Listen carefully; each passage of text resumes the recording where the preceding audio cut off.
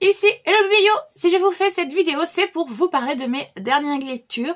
J'avoue qu'en ce moment, je suis un petit peu en panne, donc vous allez voir, je pense, des plus petites updates lectures. Et bien parce que je lis pas beaucoup. Je ne vous l'ai pas encore dit sur YouTube, je crois, mais parce que je viens de l'annoncer sur Instagram, j'ai repris une saison en tant que serveuse dans la restauration. Donc les horaires ne sont pas du tout les mêmes et j'ai un peu moins le temps de faire du contenu. Donc j'en suis désolée pour vous, mais voilà, j'espère que là, au niveau calendrier, je vais réussir un petit peu à reprendre un rythme, parce que je vous avoue que ce mois d'avril, justement, à cause de ça, a été un petit peu compliqué. Le mois de mai, il y a tous les ponts, tous les jours fériés et tout, donc ça veut dire encore plus de travail. Pour la restauration en tout cas. Donc là j'espère que ça va revenir un petit peu à la régulière, bien que j'ai plein de projets qui se mettent en place. Voilà, j'ai des livres qui vont apparaître parce que je vous l'ai déjà dit, mais j'écris, donc du coup j'ai un tome 2 qui va apparaître. Je vais faire une campagne Ulule pour financer une trilogie. Je vais aller à des dédicaces faire justement mes premières séances de dédicaces dans des salons de romance en juin et en juillet. Enfin bref, vous voyez, j'ai plein de projets qui se mettent en place, donc ça va être un petit peu compliqué pour faire du contenu, mais je vais essayer quand même de m'y tenir. On va commencer par les mangas. J'ai reçu de la part de Bob Elio Love Coach. On est sur l'histoire d'une jeune femme qui est trentenaire et qui est une grosse gameuse et qui voit que tous les gens autour d'elle se marient, font des enfants et tout, mais elle est quand même assez voilà, timide et introvertie. Elle a du mal à aller vers les gens, et quand à son boulot, il va y avoir un nouveau type qui arrive pour faire... C'est un client en gros, mais ils vont faire une espèce de binôme. J'ai pas trop compris le délire. Enfin bref, il va lui proposer comme marché que lui, il est d'accord pour l'aider dans ses relations amoureuses. Il va l'entraîner parce que quand ils étaient sur ce jeu vidéo, il s'est rendu compte du coup du pseudo, et en fait c'est une gameuse assez connue, mais elle a toujours été anonyme. On sait son pseudo, mais on sait pas qui c'est dans la vraie vie. Donc quand il va se rendre compte que c'est elle, il va se dire, cette joueuse m'a aidé il y a plusieurs années, quand j'étais un tout jeune joueur. Elle était déjà très forte et elle m'a aidé voilà, sans rien demander. Donc, eh bien, je vais faire pareil en retour. Je vais l'aider, sauf que petit à petit, évidemment, une relation plus ou moins ambiguë va se naître, je pense, parce que là, déjà, on est sur la fin de ce tome. On est déjà en train de se dire, lui, elle est mignonne, elle m'intéresse. Finalement, il n'y a pas que du love coach dedans. Donc voilà, je suppose que dans le tome 2, on aura un début de... en fait, on veut plus vraiment semblant. Là, j'aimerais bien qu'il se passe quelque chose, vous voyez. Donc, c'est un petit shoujo, voilà, mignon, mais... qui pour moi, pour le moment, ça a pas de valeur ajoutée. Il est mignon, c'est une petite histoire d'amour tranquille, mais il y a plein d'autres sujets qui pourraient être plus intéressants et plus pertinents. Là, ok, c'est une fille qui est gameuse, donc c'est cool, ça change un peu, mais ça change pas vraiment parce qu'on reste dans le cliché de la gameuse qui est trop introvertie et qui n'ose pas aller vers les gens, et voilà. Mais bon, c'est comme ça, et c'est le gars qui va tout lui apprendre. Encore une fois, c'est pas très 21e siècle, mais bon, ça se lit, hein. Pour se détendre, c'est largement faisable. Ensuite, avec le tome 1, je savais pas trop quoi en penser. Donc du coup, j'ai acheté le tome 2 et j'ai lu. Twisted Wonderland. On est sur une réécriture, si je puis dire, des Disney et de Harry Potter. On est sur une école, Night Raven, je sais plus, dans un autre univers. Au lieu d'avoir des maisons comme Gryffondor, Poufsouffle, Serpentard et Serre d'Aigle, eh bien ce sont des maisons en rapport avec les méchants Disney. Donc on a la maison d'Hadès, on a la maison de la Reine de Cœur, de Maléfique, de Scar et tout. Et on va suivre un personnage qui vient de notre monde et qui va être emmené dans cet univers, et donc du coup qui est un peu perdu parce que lui il a pas de magie, il connaît pas tous ces codes là et tout, voilà. Et du coup, il va il va se faire des amis, et puis il va avoir aussi des petites altercations avec des personnes qui font partie de la maison de la Reine de Cœur. Donc c'est Biu. Alors je sais pas comment ça se prononce. Allez-y, lisez-moi ça. Enfin, je sais pas comment ça se prononce, mais bref, c'est la maison de la Reine de Cœur. Et voilà, là on va le suivre. Du coup, il va monter son propre dortoir, le dortoir des personnes sans magie, et voilà, on va suivre un petit peu son périple. C'est cool, voilà, ça se lit facilement, ça se lit bien, mais ça casse vraiment pas trois pattes à un canard. Le premier tome, j'étais en demi-teinte, je savais pas trop si j'allais y aller. Là, on nous explique un petit peu plus l'univers. Donc je crois que c'est une trilogie, si je me trompe pas. Donc je lirai le troisième tome, mais pas parce que ça a été un coup de cœur, juste parce que je veux voir où cette histoire nous emmène en fait. C'est quoi le but, c'est quoi le sujet? Parce que là, pour le moment, bah ok, c'est cool, mais sans plus. Ensuite, j'ai lu Le Palais des Assassins, le tome 2. À peine je l'avais reçu, déjà il était lu. On est sur l'histoire de cette jeune fille qui est... alors on est dans une Chine ou un Japon impérial avec justement un empereur et une cour intérieure de courtisanes et tout, de concubines. Donc elle va rentrer dans cette cour-là comme domestique, puisque en fait elle vient d'une famille, les Ocarines, je crois. J'ai plus son... Elle c'est Ocarine, donc les O, le père des O, c'est un peu le bourreau de la famille impériale en fait, c'est celui-là qui est à la fois espion et qui torture les gens pour avoir des informations. Donc tout le monde a extrêmement peur de la famille O, et elle a un petit peu vécu ça du coup de son côté, puisque c'est une personne assez introvertie et assez sombre de prime abord, et donc en plus avec la réputation de sa famille, elle a énormément de mal à se faire des amis. Et du coup, elle s'est dit que en rentrant comme domestique, elle avait plus de chances de se faire des amis, puisque, eh bien, il y a moyen que les gens, voilà, oublient le fait que son père soit haut, et en fait, non, personne ne l'oublie, et tout le monde a extrêmement peur d'elle, donc ça fait des petites situations assez cocasses qui, elle essaye de se faire des amis, d'être gentille avec les gens, et les gens ont tout de suite très peur d'elle, donc il la fuit.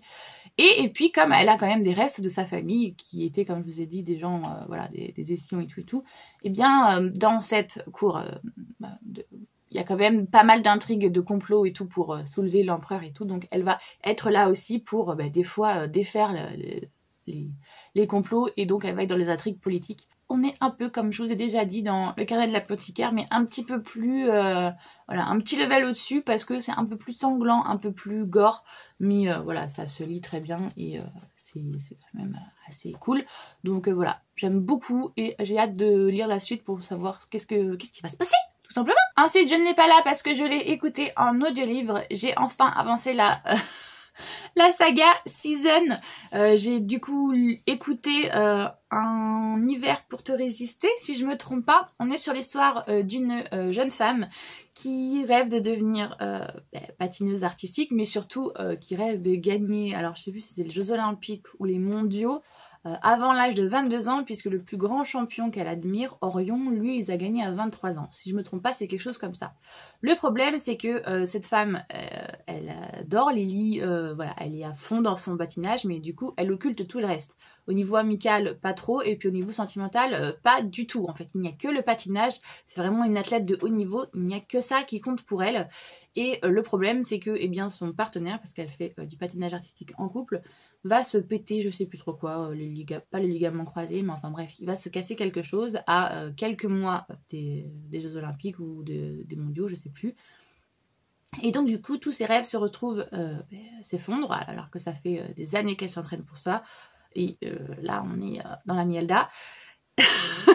Jusqu'à ce que l'entraîneur de Orion vienne la voir et lui dise « Écoute, si tu veux gagner l'or, il n'y a pas de souci. Moi, je veux bien que tu deviennes la partenaire de Orion. » Sauf que Orion, c'est comme je vous ai dit, le grand champion qui a gagné plusieurs fois les mondiaux, mais il a une sale réputation, il paraît qu'il est maudit. Il arrive des accidents à tous ses partenaires, il en a au moins eu 7 ou 8 si je me trompe pas, et donc du coup, là ça fait 3 ou 4 ans qu'il ne patine plus parce que justement il a peur au bout d'un moment. Voilà, quand ça fait 7 ou 8 fois que tes partenaires ont des accidents, tu commences à te poser vraiment la question si t'es pas réellement maudit ou s'il n'y a pas un truc.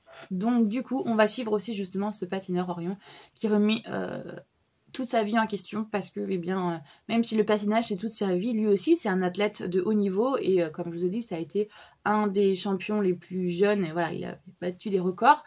Il a peur de faire du mal aux gens parce que sa famille est décédée et ses partenaires ont des accidents les unes après les autres. La dernière, Harper, a fini justement en fauteuil roulant, donc il a un petit peu peur de ça. Donc il s'enterre depuis 3-4 ans dans sa maison et on va du coup suivre Lily qui va essayer de le déterrer de cet auto-apitoiement et les deux ensemble vont essayer ont des objectifs très différents et donc ils vont se pourrir la vie, mais au final ils vont se rendre compte que l'un et l'autre voilà, ils vont s'attacher et on va avoir une petite romance qui se développe entre les deux.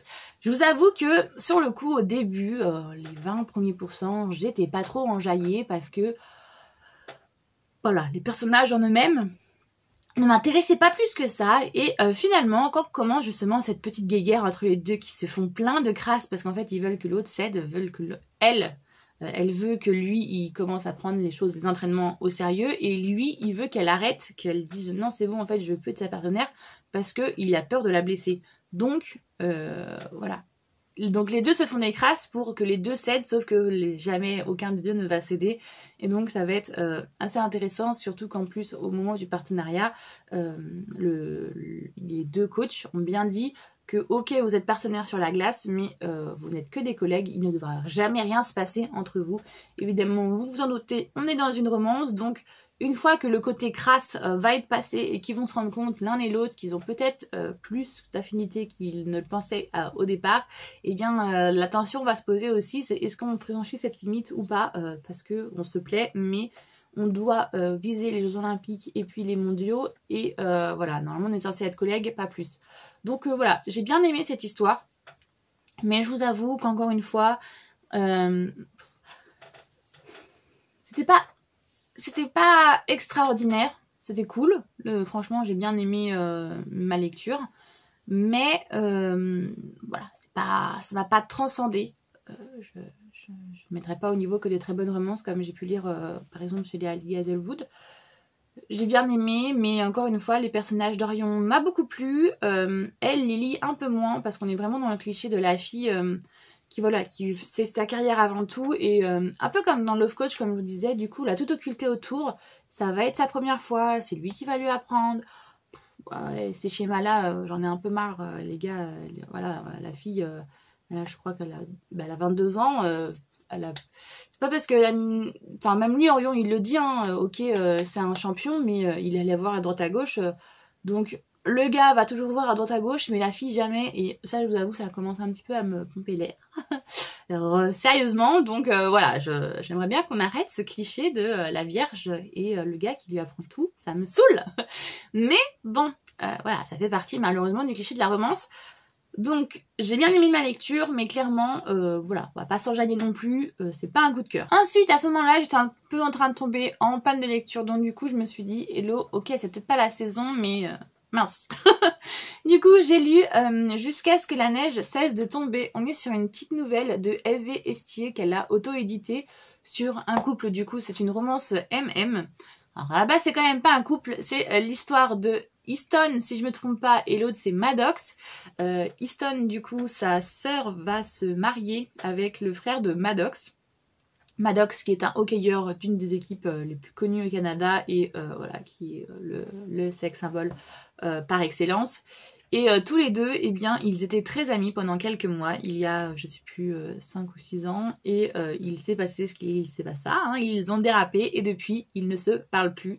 Mais là, c'est le mariage de son frère pour Maddox et de sa sœur pour Easton, vont se marier ensemble, donc ils doivent aller, il doit y aller, sauf qu'il y a un problème, il y a une tempête de neige, ou je sais plus trop quoi, donc du coup ils vont devoir faire le road trip ensemble en voiture pendant plusieurs heures, et du coup ils vont devoir faire un peu leur guéguerre et puis mettre carte sur table pour savoir vraiment où ils en sont tous les deux, parce qu'ils sont tous les deux attirés l'un par l'autre de ouf, mais les quiproquos qu'il y a eu il y a 5 ou 6 ans, et ben du coup reste un peu entre les deux, et c'est très court, mais franchement ça se dévore, c'est génial, j'adore, j'en voudrais un roman parce que j'ai énormément aimé justement cette relation, cette petite pique, cette guéguerre qui s'envoie entre les deux. C'est une petite romance comme on les aime, et qui je pense du coup m'a débloqué de ma panne des lectures, donc j'en suis très contente parce que ça m'a permis de me remettre. J'avais commencé Le Serpent et les Descendants de la Nuit, mais je n'arrivais pas à aller au bout, et quand j'ai lu ça après, j'ai réussi à me remettre dans la lecture de cet autre bouquin que je vais vous parler juste après. Mais voilà, franchement, si vous avez envie d'une petite lecture, une petite romance doudou qui fait du bien, même si normalement on est censé être au printemps, la preuve, remarque, le temps du printemps qu'on a eu cette année était dégueulasse, mais bon, c'est pas grave. Donc voilà, c'est ce genre de lecture qui vous donne le sourire, qui vous fait un gros câlin, et on est très content de ça, donc voilà, je la conseille vivement, j'ai adoré. Et enfin, voilà, on est sur ce bébé-là, je l'ai enfin lu. Alors, il est certes magnifique, vous voyez, on a des très belles choses comme ceci, c'est très très beau, on est très content, mais on a eu des petits problèmes. Donc Le Serpent et les Descendants de la Nuit, c'est lu, mais ce n'a pas été de tout repos, puisque je l'ai commencé, je l'ai bien avancé, et en fait je l'ai lu par quart, on va dire à peu près, hein. J'en ai lu 25%, puis 50%, puis je me suis arrêtée parce que je me forçais à le lire. J'en ai relu 75%, ça allait un peu mieux, mais voilà, et puis là j'ai lu les derniers 25%. On est sur l'histoire d'une jeune femme qui vit dans un univers où les vampires existent, et où il y a plusieurs maisons dans les vampires. On a les maisons de la nuit, la maison du sang, la maison de l'ombre, et je sais plus trop quoi. Et il y a une guerre au sein de la maison de la nuit, parce qu'il y a 2 clans différents qui s'affrontent avec voilà, des objectifs assez différents. Et elle, c'est une humaine qui va se retrouver être adoptée par le roi de la maison de la nuit actuelle, puisqu'il y a 200 ans, il a renversé le précédent roi, bref. Et du coup, c'est une humaine parmi les vampires, donc elle, son seul objectif dans la vie, c'est de survivre, très clairement, parce que c'est pas les vampires tout doux de Twilight, là, qu'on a, c'est des créatures assez sanguinaires. Et il y a tous les, je sais plus, 100 ou 200 ans, un événement qui se passe, le Kejari, c'est un peu un Hunger Game version vampirique, qui permet à ce que la déesse accorde un vœu au gagnant. Donc elle va tout simplement participer à celui-ci pour pouvoir devenir aussi puissante qu'un vampire et ne plus mettre sa vie en jeu à chaque fois que voilà, qu'elle parle à quelqu'un ou qu'elle vit tout simplement. On est sur un mélange entre Hunger Game et le sang et la cendre, et je pense que c'est ce qui m'a posé problème. C'est parce que c'est une romantésie qui a énormément plu, certes, mais il y a beaucoup de choses qu'on retrouve, qu'on a déjà vu ailleurs, et donc du coup je n'étais absolument pas surprise et j'ai pas réussi à m'attacher au personnage.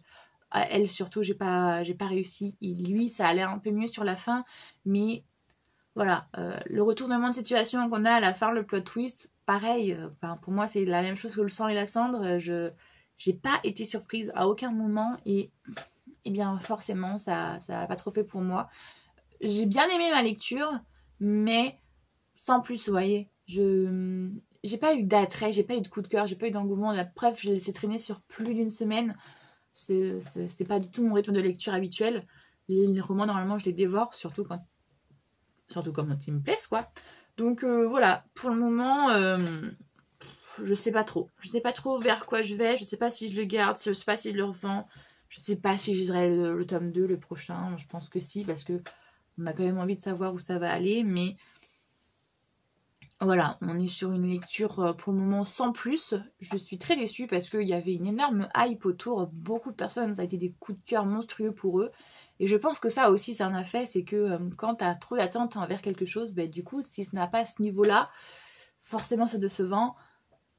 Ben, là, ça me l'a fait en fait. Je comprends la hype parce que c'est dans le même genre justement que Le Sang et la Cendre ou toutes ces grosses séries qui ont en ce moment et qui cartonnent. Mais le problème, c'est justement, comme on a déjà eu ce genre d'intrigue, ce genre d'univers et ce genre de plot twist, bah, du coup, pour moi, ça le fait pas, parce que j'ai pas de surprise, j'ai pas mon petit cœur qui palpite. Que j'ai ça, mais des fois, il y a des romances qui sont hyper basiques, hyper clichés, et ça fonctionne du feu de Dieu, parce que, je sais pas, c'est peut-être mieux fait. Ou je suis dans un meilleur mood. Là, c'est peut-être ça aussi. Comme je vous ai dit, j'ai repris le travail, donc peut-être que j'étais pas dans cette optique-là de lire de la romantésie comme ça. Bref. Je sais pas ce qui s'est passé, mais là pour moi ça l'a pas fait. Enfin, c'est pas que ça l'a pas fait, mais pas de coup de cœur. Pas au niveau de la hype qu'il a eu en fait, je n'y retrouve pas. Mais c'est pas grave, hein, je l'ai lu. Au moins je sais de quoi ça parle maintenant et je pourrais le conseiller ou pas si les gens veulent le lire. Voilà. Je sais pas trop quoi en dire. Je suis assez déçue de moi-même en fait parce que je pensais adorer, surkiffer. D'ailleurs, c'est pour ça que j'avais pris cette magnifique édition. Mais c'est pas le cas. C'est pas grave. Ça arrive, c'est comme ça. Donc voilà, je vous ai parlé de toutes les lectures que j'ai faites très récemment. S'il y a des bouquins que vous souhaitez parler avec moi, il n'y a pas de souci, on peut en parler en commentaire. Cet espace est fait littéralement pour ça. Si vous avez aimé la vidéo, n'hésitez pas à liker, ça soutient énormément la chaîne et puis ça aide au référencement évidemment.